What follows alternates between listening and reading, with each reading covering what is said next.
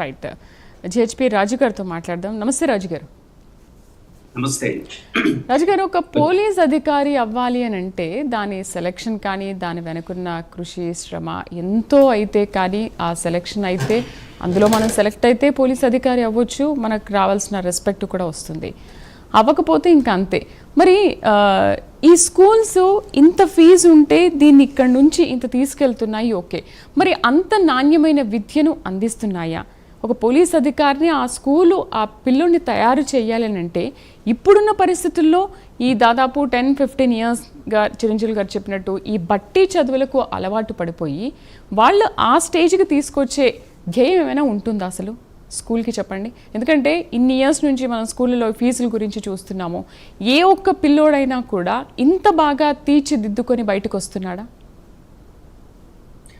నేను ఒక పోలీస్ ఆఫీసర్గా మన రెడ్డి గారికి కానీ చిరంజీవి గారికి కానీ మీరు ఉన్న ప్రాబ్లంని ఇదయ్యా ప్రాబ్లం అని చెప్తున్నారే తప్పించి ఒక పాలసీ నిర్ణయాలు ఇంప్లిమెంట్ చేయగలిగేవి అది ముందుకు రావాలి అంటే ఈ ఛానల్ ద్వారా పాలసీ మేకర్స్కి ఇది వెళ్ళాలి అంటే మనం ఒక అసలు మూల స్తంభానికి వెళ్ళాలి. ఒకటి ఏంటి అంటే అసలు ఈ కార్పొరేట్ కాలేజెస్, నేను పేరు తీసుకోవట్లేదు, కార్పొరేట్ కాలేజెస్ అన్నవి ఒక మాఫియా గ్యాంగ్గా తయారయ్యాయి. అది రెడ్డి గారు చెప్పింది కానీ లేకపోతే చిరంజీవి గారు చెప్పింది, సత్యనారాయణ గారు నెట్టించి చెప్తున్నారు, అదే ఇది ఒక మాఫియా గ్యాంగ్.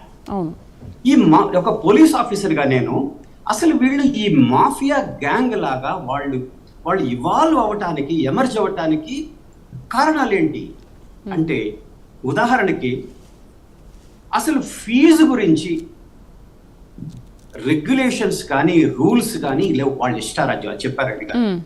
తర్వాత ఫీజు కలెక్ట్ చేయడం కూడా కాదండి, అడ్మిషన్స్ ఒక కాలేజీలో వీళ్ళు ద సో కాల్డ్ కాలేజ్, మన కాలేజ్ అనకూడదు వెళ్ళని, ఇవి కాలేజ్ అనేది మిస్నోమర్, అసలు they are not called as a colleges. అసలు సెక్షన్కి 30 మంది 40 మంది అనేది గవర్నమెంట్ రెగ్యులేషన్స్ ఉన్నాయి, వందలు. కాబట్టి ఇక్కడ అన్కంట్రోల్డ్ ఫీజు, అన్కంట్రోల్డ్ అడ్మిషన్స్, దానివల్ల ఏంటి వీళ్ళకి ఆదాయం వస్తుంది. ఇక్కడ డబుల్ అడ్వాంటేజ్ ఉంటుంది చూడండి. ఈ ఆదాయంలో ఇన్కమ్ ట్యాక్స్ పే చేయరు, జిఎస్టి పే చేయరు. అంటే ఒక సంస్థ మాఫియా లాగా రావటానికి మూలం ఏమిటి అంటే అసలు ఎంటైర్ వాళ్ళ అడ్మిషన్ ప్రాసెసే, అది మూలం. మన చిరంజీవి గారు అన్నారు ఏంటిది, పొలిటికల్ ప్యాట్రనేజ్ తప్పకుండా ఉండితే అది రెండో కారణం. నేనేం చెప్తున్నానంటే వీళ్ళు utter failure of the education department ఉన్న గైడ్ లైన్స్, వాళ్ళు ఇచ్చిన గైడ్ లైన్స్నే వెళ్ళి ఎన్ఫోర్స్ చేశారా లేదా అని చూసే ఉత్సాహం కానీ ఇంట్రెస్ట్ వారికి లేదు. బహుశా ఈ కార్పొరేట్ కాలేజెస్ పేరోల్స్ లో వాళ్ళు ఉన్నారేమో నాకు తెలియదు. ఎందుకంటే ఈ కార్పొరేట్ కాలేజెస్కి ఇంకొకటి లక్షణం ఏంటంటే ఎంసెట్ పేపర్ కానీ ఐఐటి జేఈ పేపర్ ఎక్కడ ప్రింట్ అవుతుంది, ఎన్ని లక్షలైనా పెట్టి ఒక నమూనాని ఆ ప్రింటింగ్ ప్రెస్ నుంచి తెచ్చుకొని, అందుకే మాఫియా అన్నారు. నేను దీన్ని ఊరికే అనలేదంటే, ఒక పోలీస్ ఆఫీసర్గా ఒక పదం వాడాను అంటే దాని వెనకాల హోంవర్క్ చేస్తుంటారు వాళ్ళు. ఇంకొక ఆయన 7 లక్షలు 10 లక్షలు పెట్టి మా వాడికి సీక్రెట్ గా క్లాసెస్ అరేంజ్ చేస్తారు. 10 లక్షలు పెట్టడానికి నేను రెడీ, ఎందుకని ఐఐటి వస్తుంది, ఎంబీబీఎస్ వస్తుందండి. ఎంత అనెతికల్ అండి ఇది. Only mafia can do this. అందుకే నేను కార్పొరేట్ కాలేజెస్ని ఒక గ్యాంగ్ ఆఫ్ మాఫియా అంటారు. ఇంకొకటి, అసలు ఆ కాలేజీ 4 గోడల మధ్య విద్యార్థుల మీద జరుగుతున్న అకృత్వాలు కానీ ఘోరాలు కానీ ఒక్కటి కూడా బయటికి రాదు. ఇది మాఫియాలో ఇంకొక లక్షణం. వాళ్ళు కొడతారు, గోడ కుర్చీ వేస్తారు, వాళ్ళకి పెట్టే తిండి కానీ ఇచ్చే నీళ్లలో కానీ క్వాలిటీ ఉందా లేదా అన్నది వాళ్ళ ఇష్టారాజ్యం. ఇది మాఫియా లక్షణం అండి. ఇది అంటే ఇప్పుడు వాళ్ళ పేరెంట్స్ కి చెప్పరా ఇది విషయాన్ని?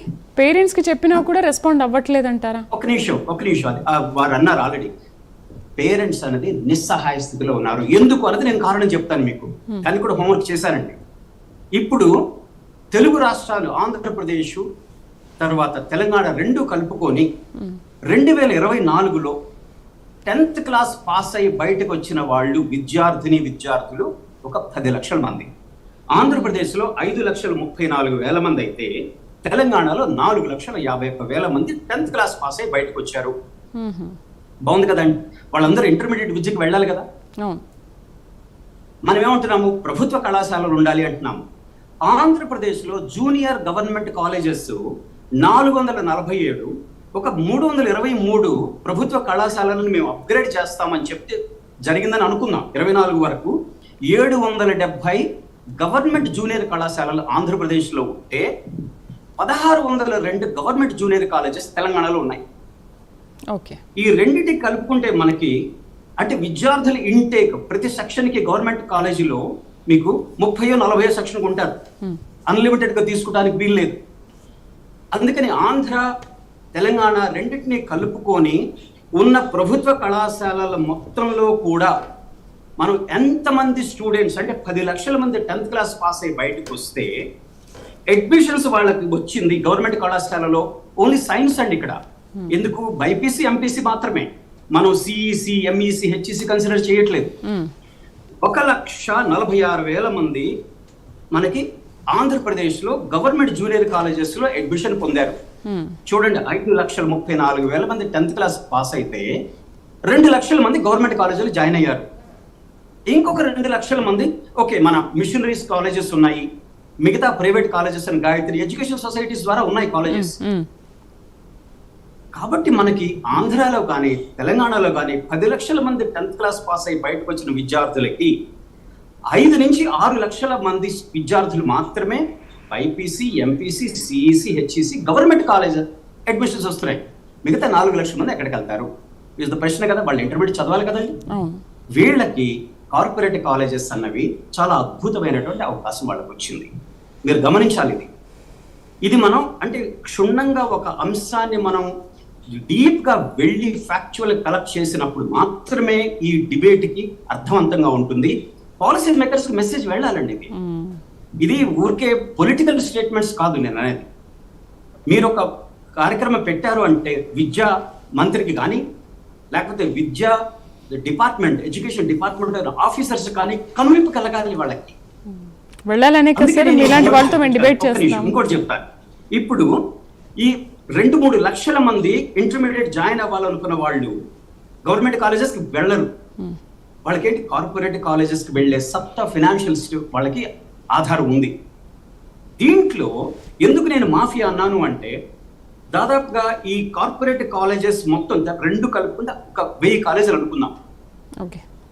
ఒక్కొక్క దాంట్లో 1000 మందిని తీసుకుందాం అనుకుందాం అడ్మిషన్స్ ఆన్ అన్ యావరేజ్.